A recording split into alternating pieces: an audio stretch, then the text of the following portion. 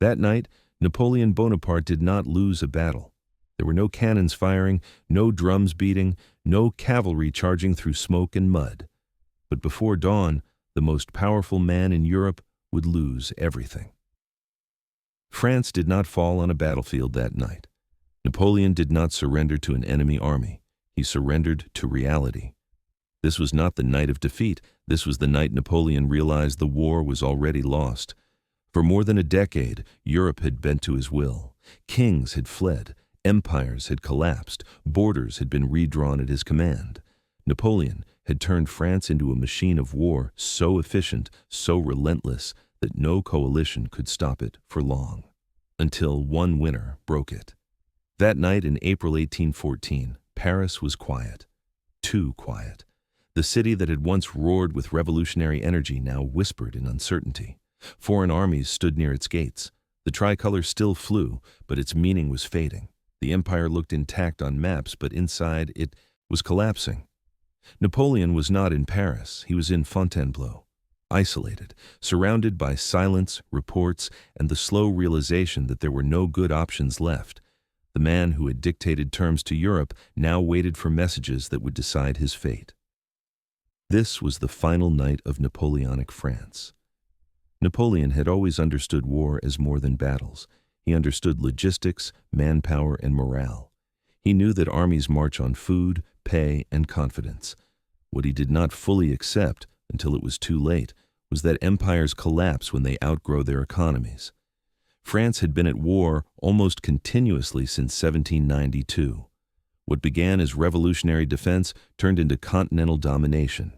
Each victory demanded more soldiers. Each campaign required more money. Each conquered territory added new obligations instead of new stability.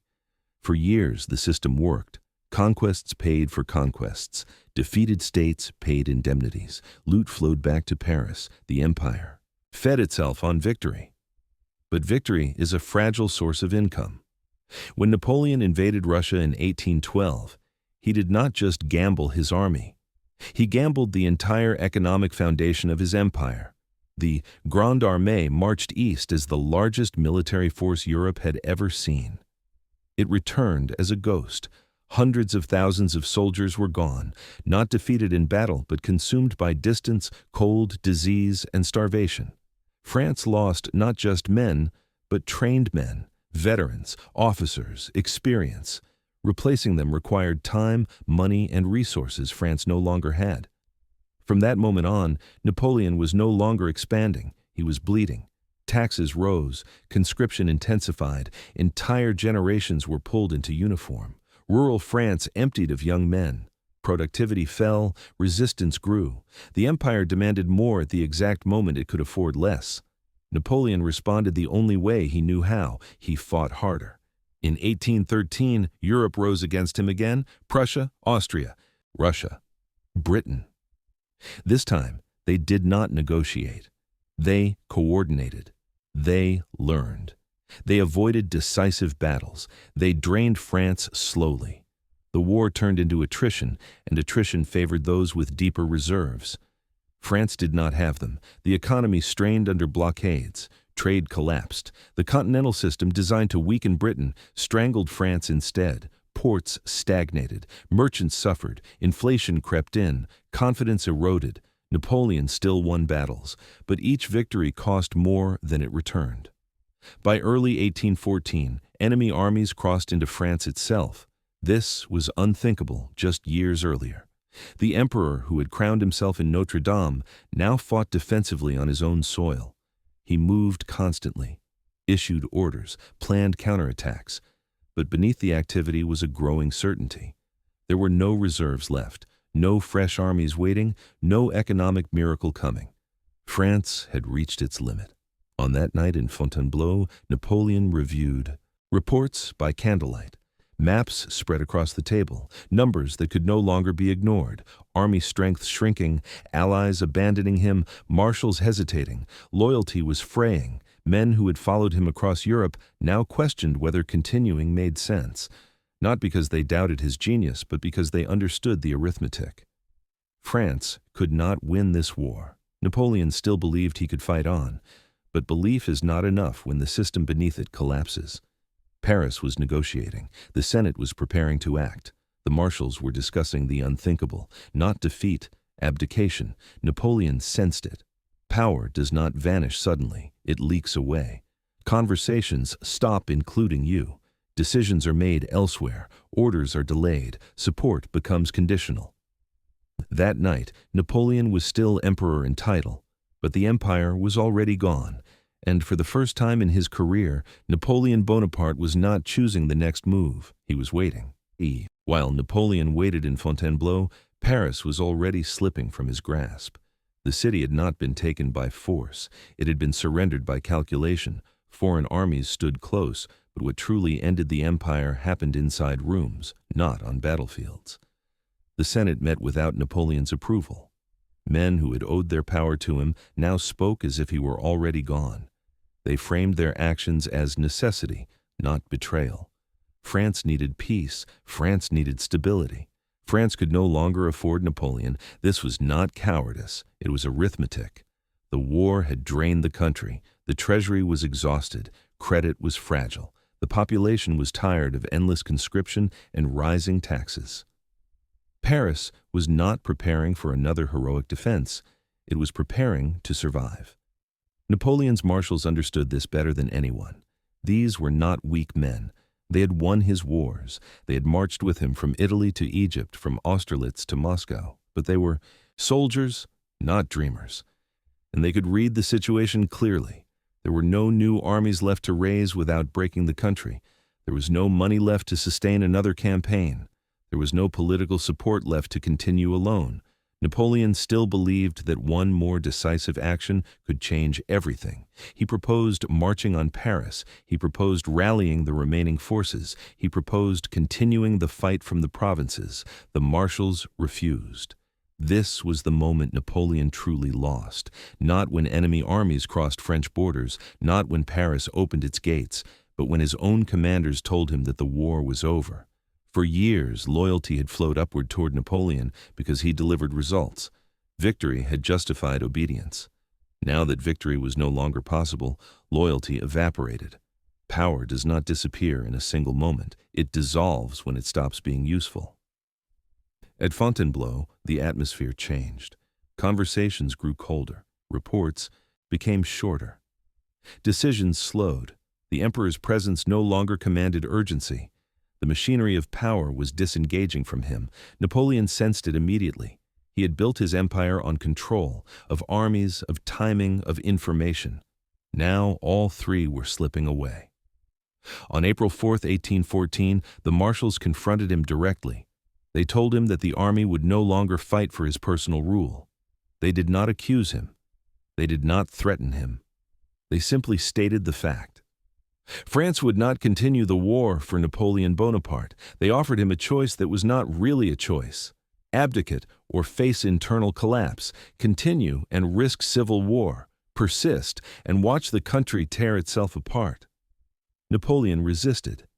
He proposed abdication in favor of his son, a compromise, a way to preserve the dynasty. The Allies rejected it. Europe was not negotiating anymore. They wanted an end, not a transition. That night, Napoleon walked the halls of Fontainebleau alone, but the palace was silent. The same corridors that had once echoed with ambition now reflected isolation. Candles burned low. Guards stood at a distance. For the first time in his life, Napoleon was not commanding events, he was reacting to them. The empire he had built through speed, decisiveness, and momentum had stalled. And once momentum is lost, power becomes fragile. Napoleon returned to his desk. Papers lay before him, orders that would never be carried out, maps that no longer mattered. He understood the truth with brutal clarity. France could not afford him anymore. On April 6, 1814, Napoleon signed his abdication. There was no ceremony, no applause, no dramatic speech, just ink on paper. A signature that ended an era. The man who had crowned himself emperor now removed himself with a pen. In that moment, Napoleonic France ended. The war did not immediately stop. Armies did not instantly disappear. But the core of the empire, the authority of Napoleon, was gone. And, without him, the system he had built could not sustain itself. The Allies entered Paris, the Bourbons were restored, Europe reorganized itself around a new balance of power. Napoleon was sent into exile not as a defeated general, but as a resolved problem. Officially, he was given sovereignty over a small island. Unofficially, he was removed from the equation. That night at Fontainebleau was not loud, it was not violent, it was administrative. An empire that had dominated Europe for years ended not in a decisive battle, but in a meeting between exhausted men who understood that the numbers no longer worked. Napoleon had lost not because he was outmatched on the battlefield, but because the system beneath him had collapsed. The economy could not sustain endless war. The population could not endure endless sacrifice. The state could not survive permanent mobilization. Victory had funded the empire. Defeat revealed its fragility. Napoleon would later escape. He would return. He would try again. But the spell was broken. The illusion of inevitability was gone. Europe had learned that Napoleon could be resisted. France had learned that it could exist without him. The night at Fontainebleau was the real end. Everything that followed was an echo. Because once an empire admits it cannot continue, history does not rewind. It moves on. Napoleon left Fontainebleau not as a defeated general, but as a solved problem. Europe did not hate him anymore. It feared what would happen if he remained. The Allies had learned something dangerous over the previous decade. Napoleon was not just a man, he was a system, and systems must be dismantled, not merely beaten. His exile to Elba was presented as mercy. He was allowed a title, a small court, a flag, even a guard. On paper it looked generous. In reality, it was containment. Napoleon was being isolated from the one thing that gave him power: France. As his carriage moved away from the palace, the empire truly ended. Not because he signed a document, but because the mechanisms that sustained him were gone. No treasury, no mass army, no political momentum, no legitimacy strong enough to survive peace. Napoleon had always thrived in crisis. War had been his element. It justified authority, mobilized resources, and silenced opposition. Peace exposed weaknesses that war could hide. France in 1814 was exhausted. Years of continuous mobilization had drained its economy and its people. Fields were understaffed, industry strained, trade disrupted, families broken by conscription and loss. The country needed recovery, not another gamble. Napoleon represented endless war. France could no longer afford endless war. This was his true defeat, not Waterloo, not exile, but irrelevance. On Elba, Napoleon walked freely. He inspected roads, issued minor reforms, reviewed imaginary armies. He was still active, still sharp, still dangerous in his own mind. But without resources, without scale, without an economy behind him, his brilliance had nowhere to go. Power requires amplification. Napoleon had lost it. Meanwhile, Europe reorganized itself. Borders were redrawn, monarchies restored. Diplomacy replaced mobilization. The continent sought stability above all else, not because it was ideal, but because it was cheaper. The wars had proven something fundamental. Total domination was unsustainable. Even victory had a price too high to pay indefinitely. Napoleon would return, briefly. The 100 Days would rekindle old fears, old loyalties, old instincts. But it would not change the outcome. France would not rally the same way again. Europe would not hesitate again. The spell was broken. Waterloo was not the end. It was confirmation. The empire had already died that night in Fontainebleau, when Napoleon realized that power no longer flowed toward him. Napoleon's story is often told as a tale of ambition and genius undone by hubris, but that misses the deeper lesson. Napoleon did not lose because he aimed too high.